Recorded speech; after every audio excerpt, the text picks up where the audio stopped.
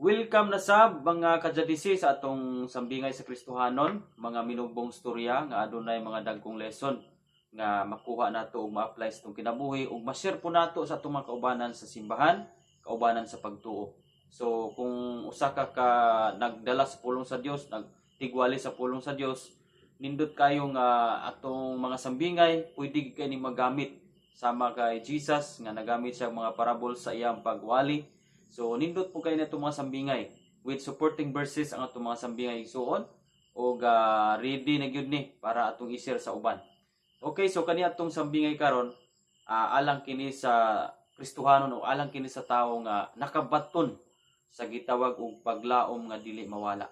Naa man gyud paglaom igsuon nga mawala ra. Pero kani atong sambingay karon alang ni sa kana bitaw nakabaton ta og paglaom nga di gyud mawala o gitawag ni siya buhi nga paglaom. Okay, by the way, alang dahil sa mga baguhan, nag-upload ay taong mga storyang Bisaya nga adunay mga moral lesson. So kung bago pa kanina channel, kunya gipangita nimo ang mga sambingay, i-subscribe lang ning mga channel aron nga updated ka sa tanan natong mga upload nga mga sambingay. Okay, di ta maglangan igsoon inani ka importante ang atong sambingay karon. Dunay usa ka tawo nga ginganlag si Tatay Kulas. Kini si Tatay Kulas maigsuon. Doon na siya dakong kaumahan. Tapos naabot siya yung mga silingan nga dako pug kaumahan. Sa lakto ng kasulti, nagdungan sila og pananom. Dungan sila og bugas, dungan pug tubo ang ilang mga tanom. Ug sa wala damha maigsuon, niabot ang kusog kaayo nga bagyo. Nga mikusog-kusog pag-ayo sa ilang mga pinugas. Karon maigsuon, wa gyud sila naalas sa ilang mga pinugas. Hilak na yung mga silingan, baling pagkasubua, hasta yung pamilya balik kasubo, ug nananghilak silang tanan. Pero si Mang Kulas, nagpahiyom lamang, ug giingnan siya sa mga silingan, mupahiyom ra ba di ay ka nining maong panghitabo? Dili ba day ka magsubo, di ka mabalakan nining nahurot magkabanlas, nahurot man og kahapay ang ato ang mga tanom?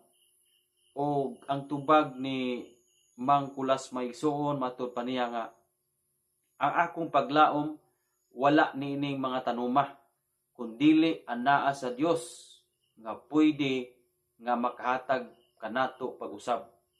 So nagpugas, nagandam gyapon siya binhi maigsuon o wa siya ma-discourage nga namutoy na hitabo. Muton ni pugas siya og balik sa lakton nga pagkasulti. Ang iyang uma maoy nindot kayog ani sa katapusang higayon. So dinhi la takutom maigsuon sa tuwang sambingay. Ang tao di ay nga anaa gibutang niya ang iyang paglaom diya sa tong buhi nga Dios. Atong buhi nga Dios na amang tinubdan mo sa paglaom. Dili giday mawad-ag paglaom ang tao maigsuon. Pero kung masipyat dayta pagbutang sa atuang gilauman, for example, sama ato mga tawo nga iyang mga silingan, iyang pamilya, murag dito sila sa tanom galaom. Karon nahapay ang ilang mga tanom na kuso-kuso sa bagyo, nawad-an sila sa paglaom, no? Na nagsubo sila. Pero si Mang Kulas nga gibutang na iyang paglaom diya sa Dios dili sa mga tanom, so nagpahiyom lang pasabot igsuon ang tao di ay nga gibutang niya iyang paglaom sa Dios dili day sa mawad-as paglaom. Nganuman, nakabaton siya og buhi nga paglaom. Ang buhi paglaom makaplagan lang diya sa tung buhi nga Dios. Nganuman, kani man kung paglaom igsuon, mura ni siya tubod sa tubig nga mudagayday. Mudagayday ni siya alang ni adto mga tawo nga gibutang na ilang paglaom dito sa Ginoo. Apan kung ang atong paglaom wa na to gibutang sa Ginoo, makabsan kita sa paglaom, mawad-an kita sa paglaom. Munang niyon siya sa Lamentation 3:24 nga ang Dios ra gyud ang akong bandi, bosa siya ang akong paglaom. O gisinggundaan po ni Apostol Pablo diya sa Roma 12 versikulo 12, niyon siya nga pagmaya kamo sa inyong paglaom. Tanawa na. So bisan pa day unsay may tabo sa kalibutan igsuon, bisan unsa pa day mawala sa kalibutan, kung anaa ang paglaom sa Dios, di gyud ka mawad-as paglaom. Muna'y sikreto sa mga tao nga nakabaton sa paglaom nagikan sa Ginoo. Muna nga sugod karon maigsuon atong ibutang atong paglaom diha sa Ginoo.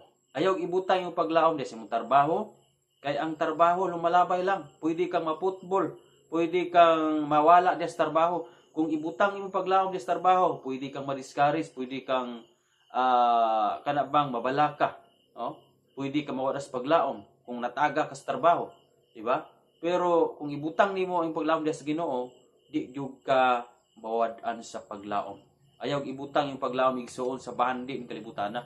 Ayaw ibutang yung paglaom sa mga kabtangan sa imuhang tanan nga na-achieve din ng kalibutan na. Ayaw ibutang yung paglaom diha. Kay mahubas ra na nga klases paglaom. Temporaryo ra na nga klases paglaom, no?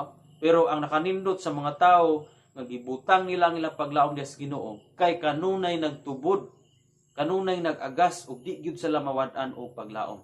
Bisan pa ug masinati nila ang mapait nga mga sitwasyon sa kinabuhi. Pero ang tao nga naglaom sa Ginoo, dili gyud siya mawad-an sa paglaom. Munang daghan kay example sa Biblia migsuon nga ang ilang paglaom diha ra gyud sa Ginoo. Usas may example na si Job. Si Job nawad-an na sa tanan. Kung gibutang pa ni Job ang iyang paglaom sa iyang kabtangan, sa iyang mga anak, sa iyang kadato, kung gibutang pa ng iyang paglaom dito, sigurado ko nga mubiya gyud siya sa Ginoo, mawad-an siya sa paglaom. Pero kay wa man niya gibutang iyang paglaom dito, naa man sa Ginoo iyang paglaom. That's why nakalahutay si Job. Bisan pa og ang iyang asawa wala na mulahutay sa pag-alagad sa Ginoo, di ba? Bisan pa og ingnan sa asawa, kamatay di Job, balikasan imong Dios, no? Apan si Job wa gyud siya mobiya tungod kay ang iyang paglaom mao ang Ginoo. Inaana mga igsuon na sa atong kinabuhi kung nakasinati karo mapait nga kasinatian, dapat ang imong paglaom ibutang sa Ginoo. Kung nakabsan karo sa paglaom, kinahanglan nga imong paglaom ibutang sa Ginoo aron mapun-an ka, aron magtubod ang paglaom nga gikas Ginoo. Ug gitawag na siya og buhing paglaom. Munay paglaom nga di gyud siya mawala. Mawala man ang tanan ining kalibutan nga imong na-achieve, pero once nga nakabaton ka og paglaom nga gikas Ginoo, dili gyud mawala ang paglaom. Daghang mga tawo karon panahon na nga nawad as paglaom. Nganuman, lahi ang ilang gibutangan sa ilang paglaom, lahi ang ilang gisaligan. Muna nga niabot sa punto kay mahubas ra man gyud paglaom nga dili dito sa Dios nato ibutang. That's why daghang mga tao nga wala nay paglaom karon. Daghang mga tao nga frustrated, daghang mga tao nga nawad-an na sa kalig-o, nawad-an na halos tanan, nawala na ang kalipay. Nganuman, dili man mao ang ilang ibutangan sa ilang paglaom. Igsuon, ibalhin gyud nato atong paglaom. Ibutang nato diha sa atong buhi nga Dios. Munang klaro kaya mang verse Lamentation 3:24 nga akong paglaom maura gyud ang Dios. Ang Dios akong bahandi, busa siya akong paglaom. Abi nimo kanang lamentation, mo nang gitaytulan siya lamentation tungod kay nasinati sa mga Israelita sa unang panahon nga grabe sila og kasubo, grabe sila kagol ba kanang lament, grabe sila ginong panagsubo gyud tungod sa retabo nila.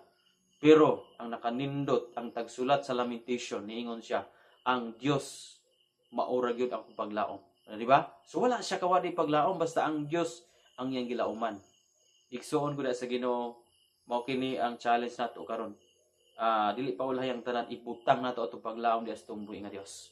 So dinhi lang takutob sa atong sambingay, inaot ko nga nakakuha ta og lesson ini ug unta ma-share po nato ni maigsuon sa atong mga kaubanan sa pagtuo. Labi na gid mga nasiguno nawada na sa paglaom, nakita nato nga murag na discourage na gid sila sa kinabuhi sa pagpangalagad. So nindot kay nga ma-share nato ni nga video. So ayaw kalimot sa pag-comment kung doon na kay nakatunan, paki-comment lang o ayaw kalimot sa pag-share kay daghan pa kayo mag-isunan nga nanginahanglan ining mao nga topic ining mga sambingay. Salamat o kita-kita na buta sa next video. Pwede ka mo tan-aw ini nga video maigsuon, i-click lang ni dikta. Mo play ra ni. Daghan po ka makatunan ining mga sambingay. God bless.